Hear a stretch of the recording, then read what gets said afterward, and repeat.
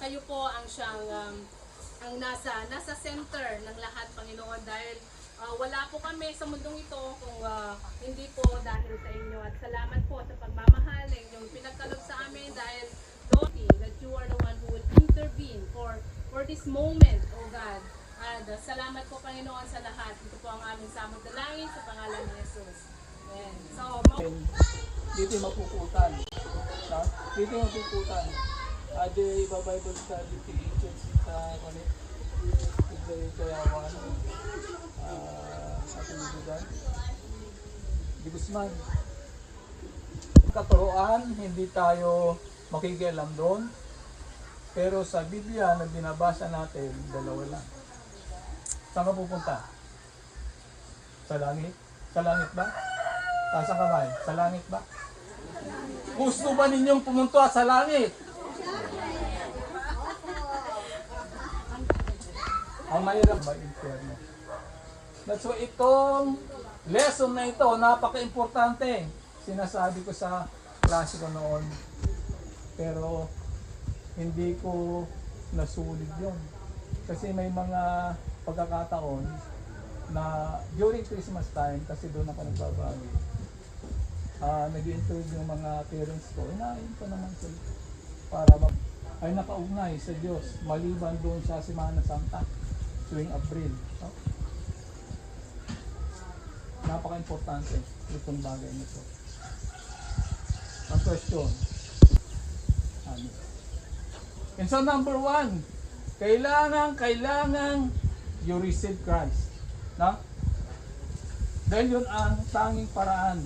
Sabi ng Panginoong Jesus, Jesus Christ Himself is speaking here. John 14:6, I am the way, the truth, and the life.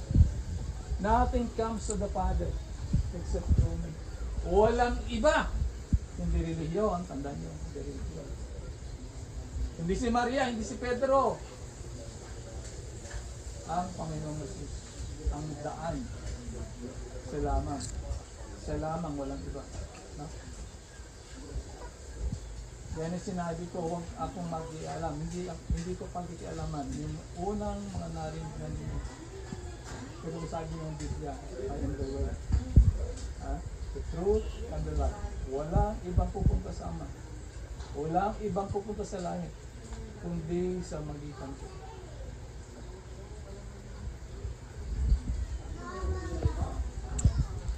Romans 10:9.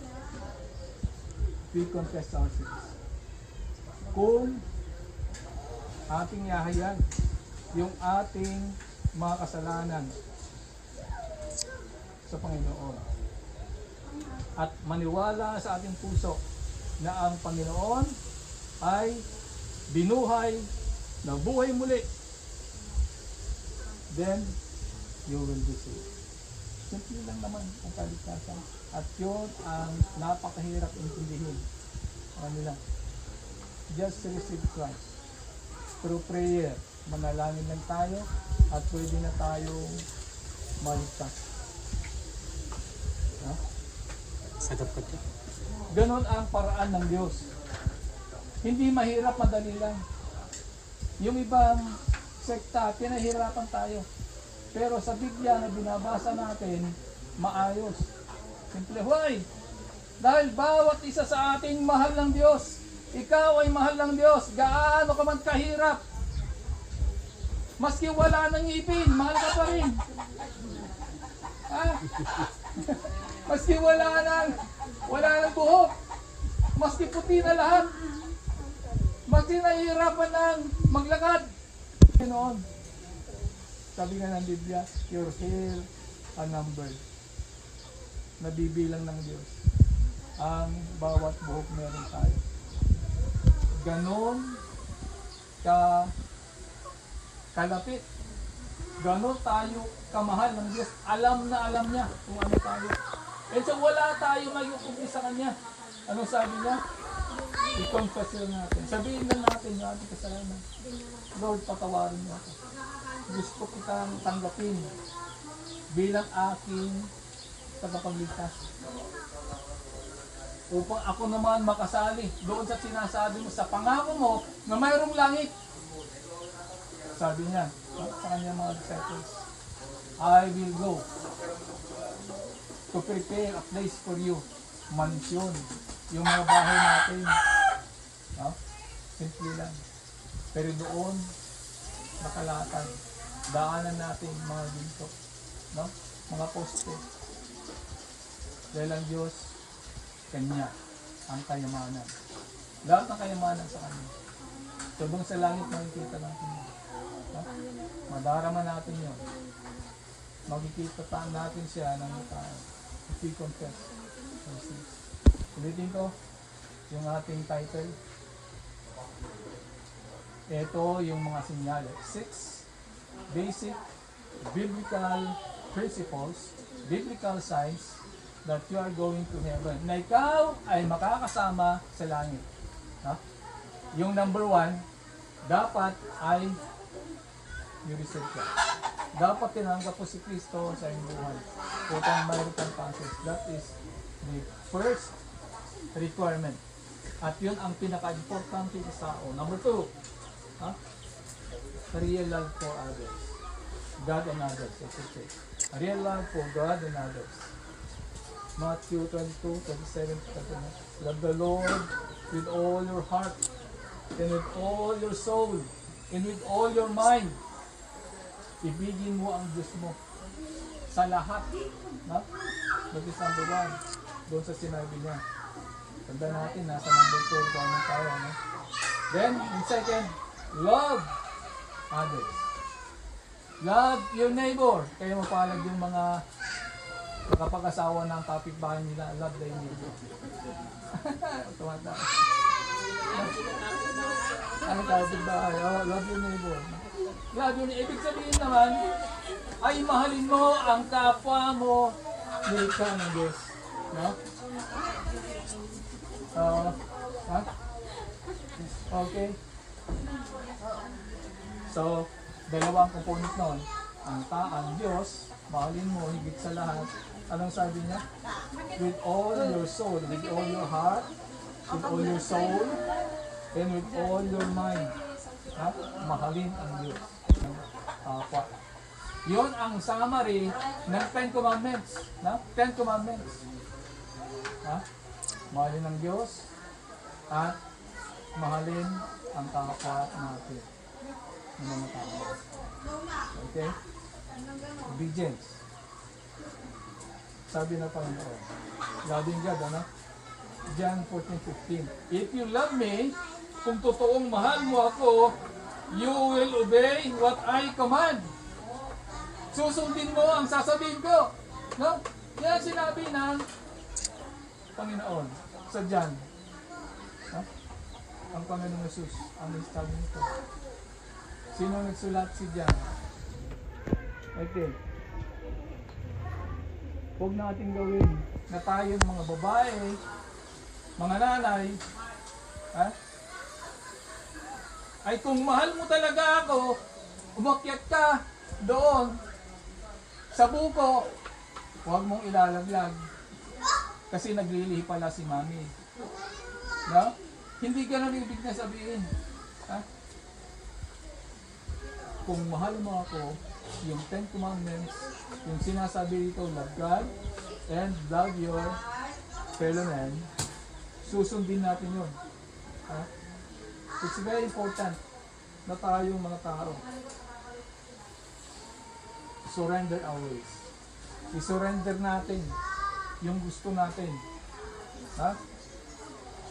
Obey God. Obey na at sumunod tayo sa Panginoon. Maski mahirap pang tanggapin, maski masakit pa sa ating damdamin. Obey. Sumunod tayo sa Panginoon. Doon sa love others, Luke 6:27, love your enemies. Ang hirap gawin, pag-ibig sa kapwa ito. Love even your enemies. Do good to those who hate you. Yung namumuwi sa'yo, yung tinismis ka, yung irurumanda ka, kung ano-anong binubuli ka. Sabi niya, obey my commandments. Ha? Let your lives do you hold grudges? Nagtatago ba kayo? Nagtitimtim ba kayo ng galit? Para sa mga siguro nakaaway mo? Or anong nangyari? Na hindi ko alam kung ano yung karanasan niyo. Tinatago ba yun? Ilang oras na? Ilang araw na? Ilang taon na? Ang nakalipas? Ayaw ng Panginoon yun. Forgive. Sabi nga, patawarin sila. Upang patawarin naman kayo ng amang nasa langit. Hello? Nakikinig pa kayo? Gusto yatang matapay na ito. Ha?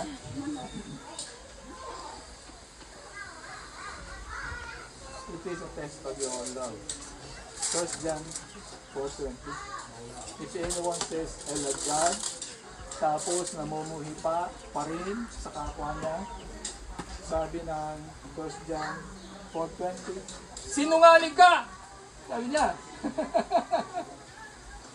Sinabi mong mahal mo ang Diyos, pero kaaway mo ang kapatid mo, ang kamag-anak mo, ang kapitbahay mo. Sinungaling ka. Why? Dahil ang Diyos ay pag-ibig. Hindi siya nagtatay ng galit. Mahal niya tayo. Gaano man kalalim, gaano man kasama, gaano man kabigat yung kasalanan natin, mahal pa rin tayo ng Panginoon. Amen. Palakpakan nga po natin ang Diyos. Dahil sa pag-ibig mo yun. Oo, totoo yun. Ganon ang Diyos. Ganon tayo kamahal ng Diyos. Okay. Ito tayo sa number 3. Sabi ko na, easy ako. Ang habang ko, pero nga mag-aalaw ko na. Kaya, dapat. Pero makinig tayo. Dahil sabi ko na, ito ang pinaka-importanting leksyon na maririnig nyo sa picture nyo. Sabi ko. Number 2, very spiritual truth. Kailangan magbunga tayo.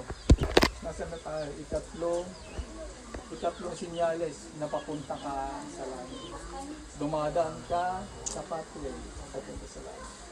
Matthew 7:16. By their fruit, you will recognize them. Kaya ang hirap na maging Kristiyano.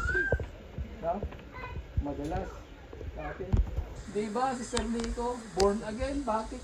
Ang tapang, ang bagsik doon sa klase. Why? Dahil gusto ko kayong matuto, sabi ko ng mga estudyante. Ayokong lumabas kayo sa grade 6 na wala kayong natutunan. Ang buhay ay mahalaga. Mahal ka ng tatay mo, na? Mahal ka ng Diyos. Hindi pwedeng ganyan ka na lang, pabigat sa lipunan. Hindi. Kailangang lumago ka. Yung purpose ng Diyos, bakit kayo sinilang dito, ay upang maging pakinabang ka. Mamahalin ka, mahal ka ng Diyos, mamahalin ka ng iyong kapwa, mamahalin ka ng iyong mga magulang. Paano ka mamahalin? Kung nagdudulot ka ng problema sa kanila. Ang mga anak ay regalo ng Diyos sa mga magulang. Pero paano sila matutuwa sa mga regalo ng Diyos? Puro suwain. Huh? That's why, ibinigay sa ating mga tatay, nanay, yung control, pagdidisiplina sa mga anak natin upang patuloy na sila ay maging mga regalo ng Diyos sa atin. Kung sila naman ay papatay sa atin, hindi na sila regalo. Di ba? Murderer sa atin. Hindi. Kaya may karapatan, binigyan tayo ng karapatan ng Diyos upang turuan yung ating mga anak. Kayong mga anak pinag-aaral, magsisikap. Ang gobyerno, scholar kayo, sabi ng mga scholar ba kami sa hello, kayo mga kabataan. Kaya mag-aral kayo mabuti. Mag-aral. Tatlo lang. Ang mission nyo mga kabataan, mag-aral. Isa lang ba yun? Tatlo, di ba? Mag-aral. Ha? Isa lang yun, pero emphasis. Mag-aral kayo ng mabuti. Yan ang pundasyon ninyo. Yan ang pamana. Yan ang kayamanan na hindi maaagaw ni naman. At gamitin ninyo. No, gamitin ninyo yung araw na yan. Makinig kayo mabuti sa pag-aaral sa Panginoon. Number one. Dito makinig kayo mabuti. Kasi ito, sabi ko, important. Pinaka-importante sa lahat ng leksyon. Ang kaligtasan. Hindi na pwede na bumalik ka pa, Lord. Gusto ko nang magsisi. Gusto ko nang tanggapin si Jesus bilang aking tagapagligtas at Panginoon. Hindi na pwede yun. No? So ito na ang pagkakaroon. Okay? Ephesians 5:24-23. Ang prutas ng Santo Espiritu, meron ba sa atin? Kailangan love. Marami tayong love. No? Joy, peace, patience, kindness, goodness, faithfulness, gentleness, and self-control. Yan ang mga sinasabi natin, mga bunga ng Santo Espiritu. Ang mangga, hindi mamumunga ng apples. Mangga pa rin. Ang gusto ng Panginoon, mabubuting mga bunga. Anong sinasabi mo? Kapag namumunga, pero hindi good yung bunga, tatapisin, papakalin. Kaya napakahirap yun. Ang isang Kristiyano, ang hirap ang buhay ng isang Kristiyano. Lagi kang inaawa.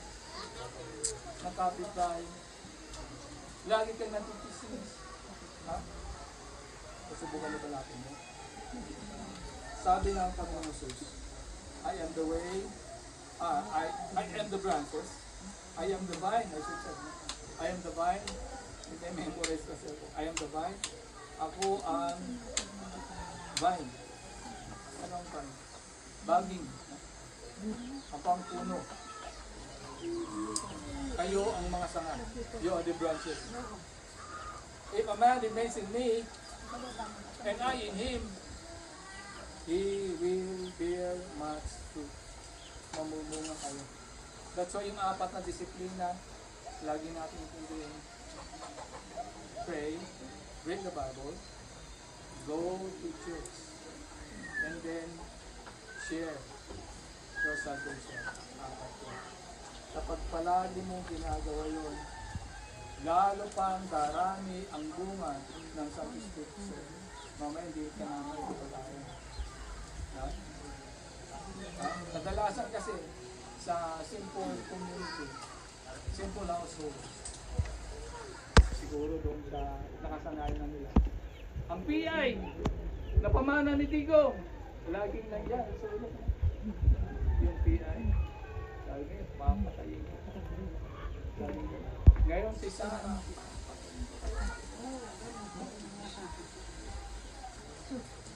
nasaan yung bunga ng Santo Espiritu? Kasi sabi ko nga, napakahirap maging leader. Mahirap maging leader. Kailangan, lalo na sa ating mga Kristiyano o religious, kailangan laging nakikita sa buhay natin yung mga fruits of the Holy Spirit. 2 Peter 3:18, but grow in the grace and the knowledge of God. Kailangan lumago tayo, lumalim tayo. Why? Paano? Why muna? Kasi lahat na hindi namumunga, kanina mas pinamumunga, kay niya. Maalala ko, mga farmers, kapag sino nakapagkalaka na ng parya? Paano ang tamang pagkakalaki ng parya? Basa ng salita ng Diyos. Ang salita ng Diyos yung Bible. Walang iba. Hindi yung ibang aklat. Basta Bible. Okay. Na-examine mo ba ang fruits mo? Masarap ba yun? Yung bunga niya. Gaano na kayo karami yung bunga? Kaaya-aya ba yung bunga mo? Hello? Nakikinig pa? So kailangan mamuna tayo. Yun ang fruits na sinasabi sa kasulatan. Fruit of the Holy Spirit. Hunger. Yung una, kaligtasan. Yung ikalawa ay ano? Yung ikalawa, pag-ibig sa Diyos at sa kapwa. Number 3 is, kailangan makita yung mga prutas ng Santo Espiritu sa atin. Ipakita natin. Kasi nakakaya tayo kung wala makikitang bunga. Si Sir Rico, nagsuturo ng Sunday School. Pero ganyan, ang pagkatao niya, napakasakit yun. Isang mother siya. You ought to be loved by your children. Kailangan mahalin ka ng iyong mga anak, tatay, nanay. Paano ka mamahalin? Kung meron silang nakikitang hindi kaibig-ibig sa'yo. Ha? So sabi ko nga, mahirap maging nanay, tatay, mahirap maging leader. Kasi tatay, nanay, leader yun. Sa family. Yung mga kuya, leader, mga ate, leader. No? Busy. Lahat tayo, kailangan maging malinis ang buhay natin. Number 4, hunger. Ha? Sabi ko nga kanina, kailangan tayo magbasa. Matthew 4:4 is written, man does not live by bread alone. Kaya nga dito, no? Kumakain muna tayo ng salita ng Diyos, spiritual na pagkain. Kasi mas malaga daw yung ating spiritual na katawan kaysa itong katawan na hindi pa yayaman si Magdo, hindi pa yayamanin si Jollibee, no? Kundi alagaan yung ating katawan kasi ito ay templo ng Diyos, regalo ng Diyos. Sabi niya, mahal kita, mahalin mo ang ibinigay kong katawan sa iyo para humaba ang buhay mo. Of course, lalo na ngayon, may apo na ako. Parang ayoko nang mamatay. Parang ayoko nang mamatay. May apo na ako eh. Gusto nga lagaan. Alam niyo ang isang reason ko? Number 1 reason. Kasi magtatrabaho yung manugang ko. Walang mag-aalaga sa mga apo ko. May 1 reason kung bakit mag-retire na. Mahalin natin yung pamilya natin. Walang ibang magmamahal sa atin. Kundi pamilya natin. Hello! Mahalin natin yung ating partner. Asawa natin. Huwag natin silang lumalalim yung ating pagkaunawa, no? Relasyon sa ating Panginoon. Meron ba tayong desire na makilala ng mas malalim pa ang Diyos sa ating mga tatay, no? Ano ni Brother Juan?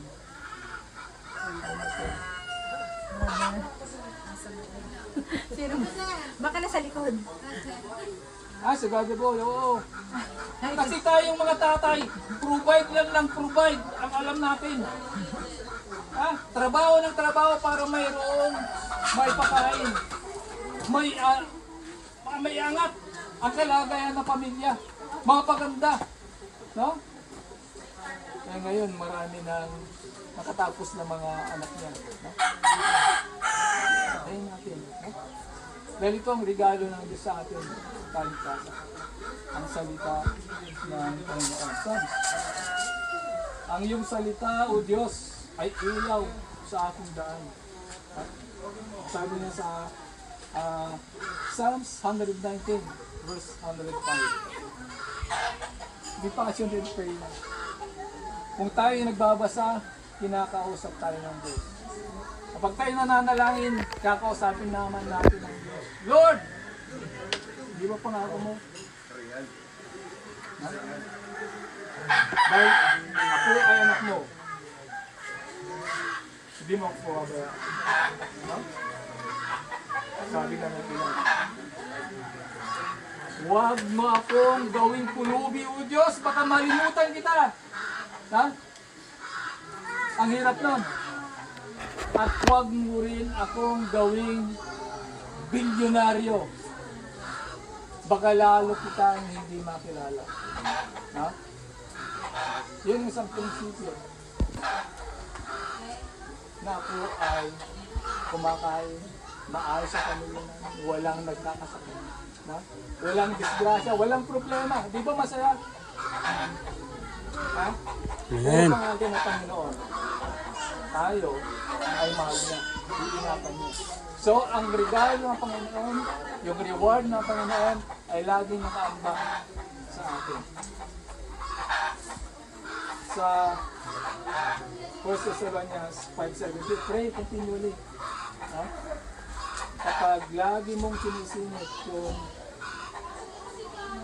mind mo sa spirit ng panalangin, paano ka mabuboring? Paano ka makikipag-away pa? Yun ang nananalangin ko. Paano ka gagawa ng hindi mabuti? Naset yung mind mo ng panalangin. Number 5 na. Number 5. Ha? Endure trials. Kailangan ay patuloy tayo. Huwag tayong amanghinawa. John 16:33. In this world, we will have trials. Sabi niya. But take heart. Huwag kang matakot, sabi ng Panginoong Jesus mismo. Napagtagumpayan ko na ang mundo. 2 Timothy 3:12. Expect trial. Everyone who wants to love the God, who wants to have a godly life, sabi niya, ay lalo siyang ipipersecute. Lalo siyang ipipersecute. Consider it here. Kung may problema, ay kailangan ay pasalamatan mo pa. Why? Pagkatapos ng problemang yan, ay magkaroon ka ng perseverance. Ha? Pagtitiis, magkakaroon ka ng mas malalim na ugnayan sa Panginoon. Lalo mo pang ibibigay, lalo ka pang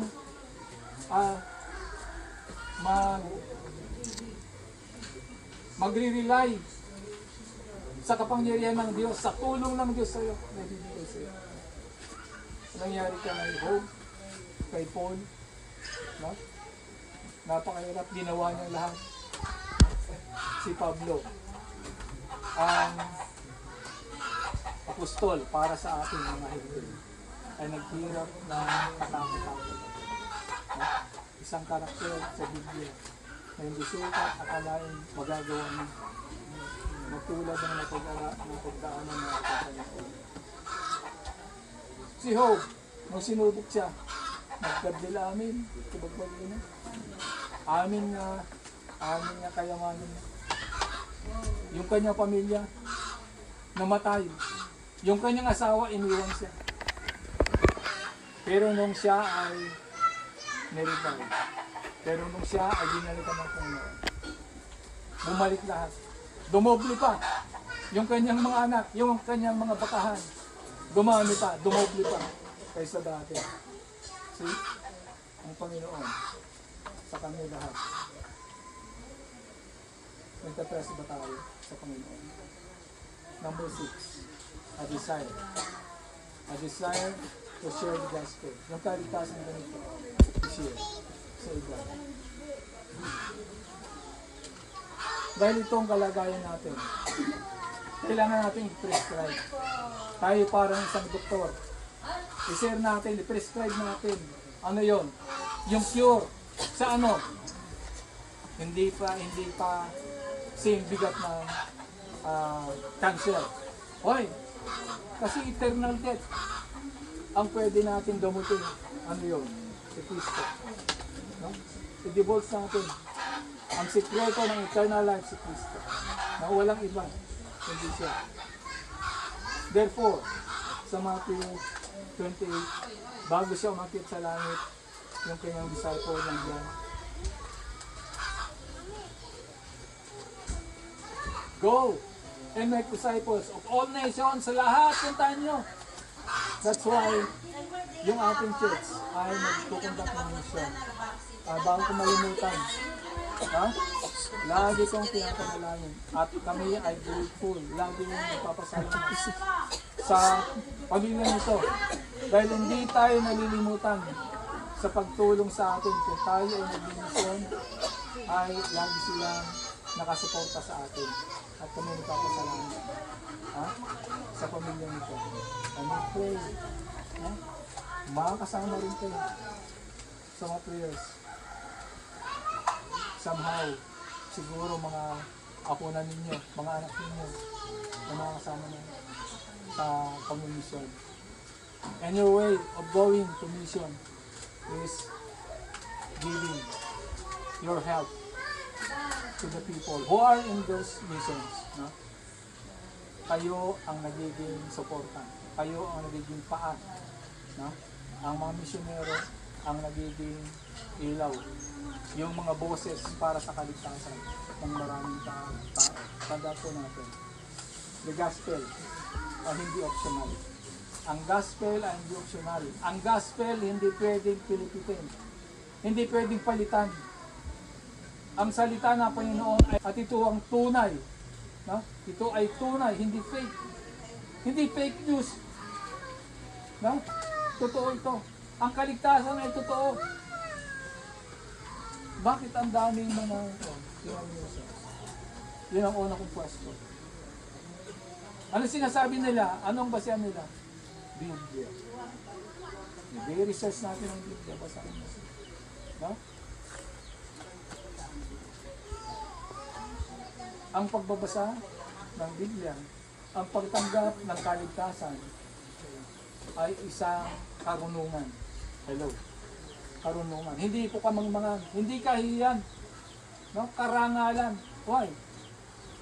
Pinili ka ng Diyos upang makasama niyo. Tandaan ninyo, hindi lahat nang sabi, Lord, Lord, will go to heaven. Na masakit yun. No? Sabi pa sa Matthew, hindi ba Lord, nagpalayas kami ng demonyo? Gumamot kami, nagpagaling kami sa pangalan mo. No? Nag-magic yata sila. Pero sabi ng Panginoon Jesus, go away, shoot. Hindi kita kilala. Kaya nga po sinasabi ng Panginoon, receive the Lord Jesus Christ, and you will be saved. No? Yun po ang hamon sa atin. Sa hamon ito. Kasi gutom na tayo. Gusto ba ninyo na makilala ang Panginoon? Gusto ba ninyong ma-receive ang Panginoon? Ang sabi niya ay sa magitan ng panalangin, pwede natin tanggapin ang Panginoon Jesus na siyang regalo ng Diyos para sa ating kaligtasan. Lahat po tayo ay pumipit po tayo. Sumunod tayo sa panalangin. Okay, sumunod kayo sa panalangin. Salamat po Panginoon sa pagbabatay ng iyong anak na si Jesus. Ako ay naniniwala na siya ay nabuhay at siya ay nasa langit upang ihanda kami ng tahanan na pangako mo. Tinatanggap namin, Panginoon, na kami ay makasalanan. Ngunit ngayon din, pinagsisisihan namin ang lahat ng nagawa namin. Siguro pati yung nalimutan na namin. Ngayon din, tinatanggap ko ang Panginoong Jesus bilang ating tagapagligtas at maging hari sa aking buhay. Salamat po Panginoon. Isulat mo ang aking pangalan sa tinatawag mong aklat ng buhay, the book of life. Naniniwala kami Panginoon dahil ito ang pangako namin sa pangalan ng Panginoon Jesus. Amen. Sino po ang bagong mananampalataya ngayon? Sino ang sumunod sa panalangin ng kaligtasan? Yan ang tinatawag nating araw ng kaligtasan. Anong petsa ngayon?